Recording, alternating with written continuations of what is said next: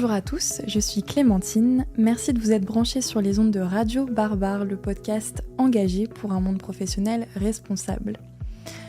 Aujourd'hui, c'est la première du Shot RH. Le Shot RH, c'est un rendez-vous mensuel qu'on vous propose chez RH Performance. Vous retrouverez des experts pour prendre avec eux un Shot RH sur leur expertise en ressources humaines.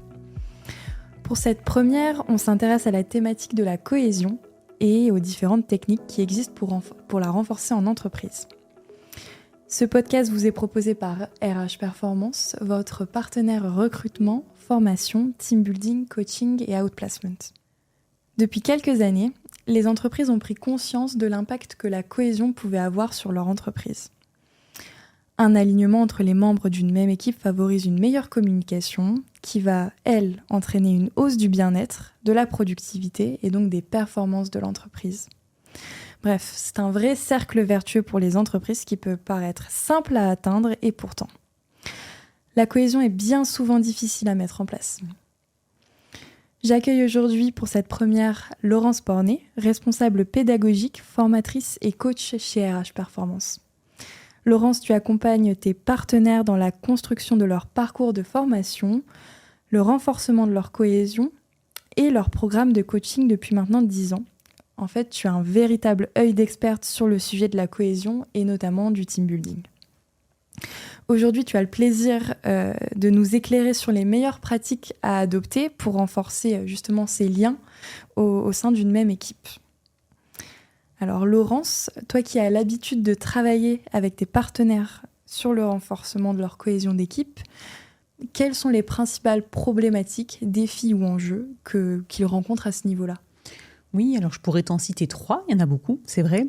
Mais si je devais les synthétiser, je pourrais te dire que, en général, il y a ce souhait-là de rassembler l'équipe autour d'une vision commune, qui parfois d'ailleurs peut être à co-construire ensemble, de réfléchir aux valeurs qui nous rassemblent et qui fondent le socle même de l'entreprise. Donc ça, c'est un premier sujet. On nous appelle aussi lorsque la confiance et la communication est difficile ou silotée.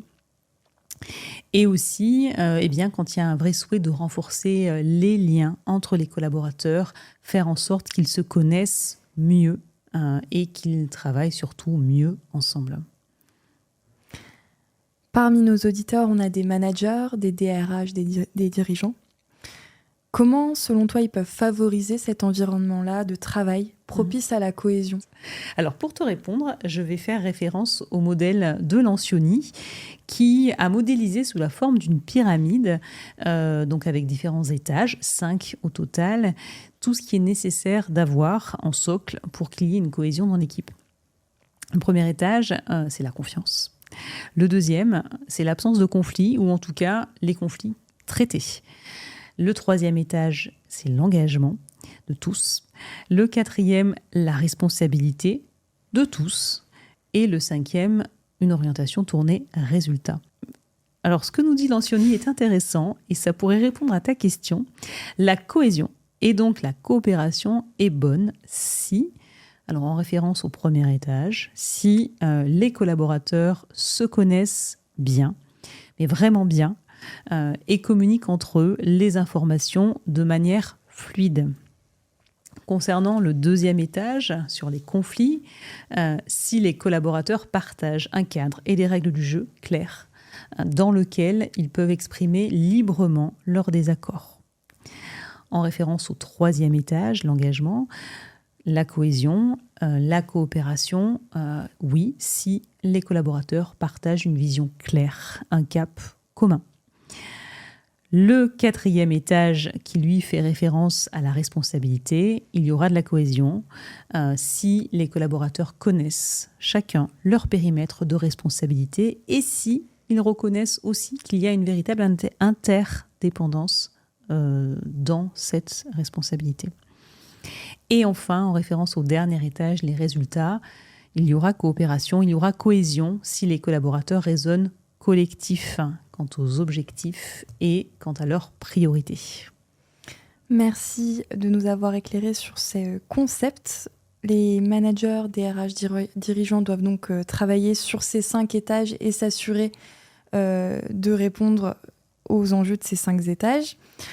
Le team building peut être un moyen d'y répondre. Pourtant, on entend souvent dire que ça ne se résume qu'à une activité récréative, qu'on va aller prendre son après-midi pour aller faire un bowling ou un escape game. Qu'est-ce que tu répondrais à ces idées reçues ?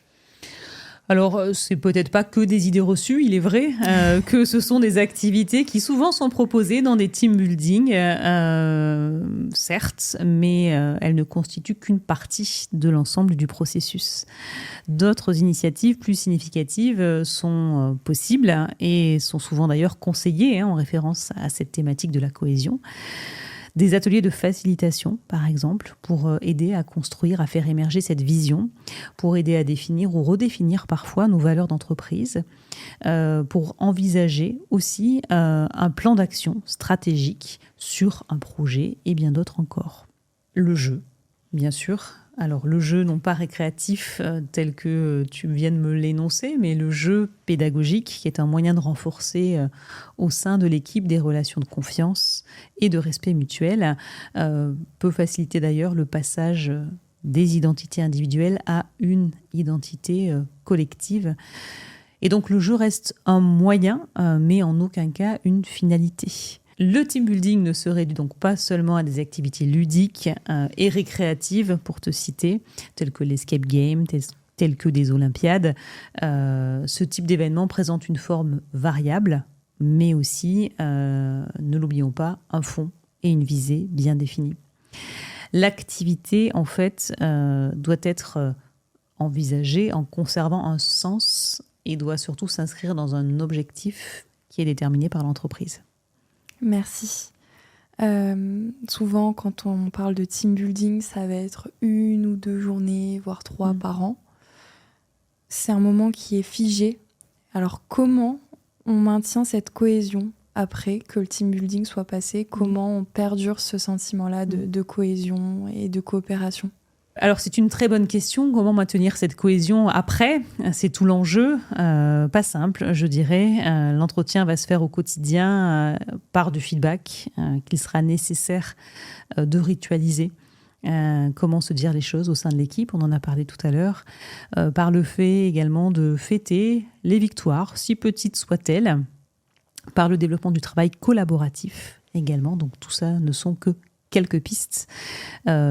Chaque cas étant différent, cela amène aussi à une réflexion, mais en tout cas, la question est super importante à poser en amont du team building. Comment faire pour que ce team building ne reste pas juste un bon moment, mais s'inscrive dans la durée. Laurence, merci pour ton expertise et merci d'avoir répondu présente pour cette première du Shot RH, la première d'une longue série. C'était un plaisir de discuter avec toi. Le prochain Shot RH sera en novembre avec Marie Le Saffre, qui est consultante en recrutement et formation chez RH Performance. Et elle nous éclairera sur la thématique du recrutement et des différentes façons d'attirer les meilleurs talents. À bientôt.